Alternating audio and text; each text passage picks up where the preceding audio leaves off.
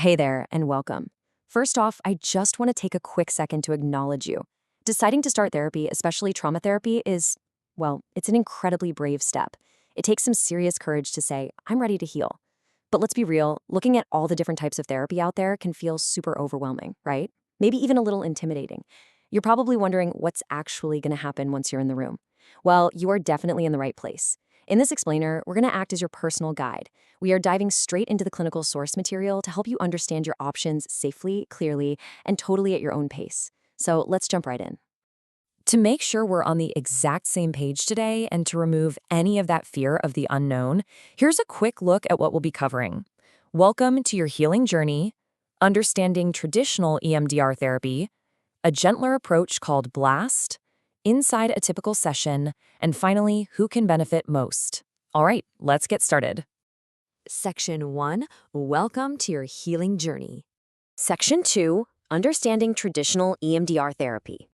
Like we were saying, I really want to validate the decision you've made to seek help because it's huge. And your ultimate goal right now isn't just picking a therapy out of a hat.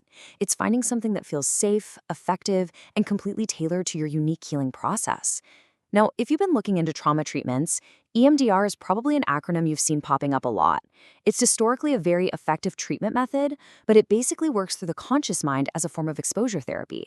What that actually means in a practical sense, like when you're sitting in the chair, is that the therapy requires you to actively relive the painful experience over and over again.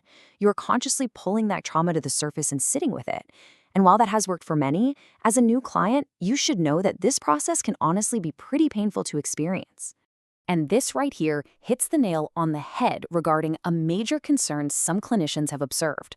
Looking at our clinical source notes, we have this quote: "Reliving the experience over and over only reinforces negative neural pathways." The source material points out that these EMDR sessions can drag on for an hour and a half, or even longer. Continuously bringing up all that intense pain is incredibly taxing. Therapists who had used EMDR for years actually started questioning what they were putting their clients through, wondering if repeatedly walking through the fire was literally the only way to heal. Which brings us to Section 3, a gentler approach, BLAST.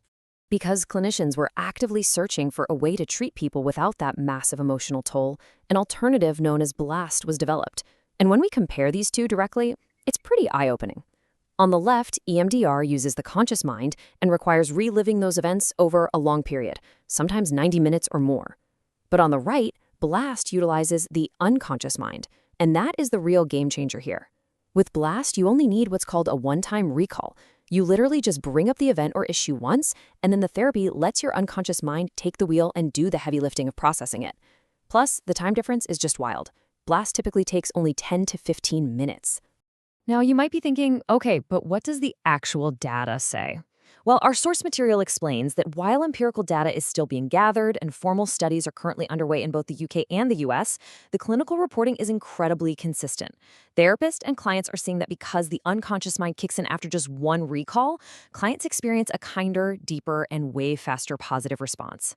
It's essentially a much gentler path to the exact same destination of healing. Moving right along to Section 4, Inside a Typical Session. As a new client, you shouldn't be left guessing about what happens behind closed doors. If you've been dreading some grueling, hours-long marathon session, you can seriously take a deep breath right now. According to the clinical notes, the average BLAST session only lasts 10 to 15 minutes. And that short little window actually includes identifying your emotions and your somatic responses, which is really just a way of saying how your physical body is reacting. The clinician even notes that they've rarely, if ever, had a BLAST session go over 30 minutes. It is highly efficient and totally respects your emotional endurance. But of course, the second clients hear phrases like unconscious mind or processing, a very natural question pops up. Honestly, it's the #1 question clinicians get asked. Wait, is this hypnosis? Like, am I going to be asleep? Am I going to lose control? Let's just completely bust that myth right here, right now. No. It is absolutely not hypnosis. No swinging pocket watches here. You are fully awake, you are totally present, and you are 100% in control the entire time. Now, you might actually hear the clinical term trance state tossed around, but please don't let that word spook you. As the source material defines it, a trance state in this context is simply a state of deep relaxation. It's super similar to what happens when you do guided deep breathing exercises. The only difference is that this relaxation is paired with eye movement or bilateral stimulation. It just naturally calms down your nervous system so your mind can process the memory safely, all while you stay completely grounded in the room. And that brings us to our final part, Section 5. Who can benefit most? It's really important to see if your own personal challenges are represented here, just to know that this gentler option is actually available for whatever you're carrying right now. Clinical experience from our sources shows Blast is incredibly versatile. It's highly effective for everything from phobias and really rough breakups to profound grief and everyday anxiety.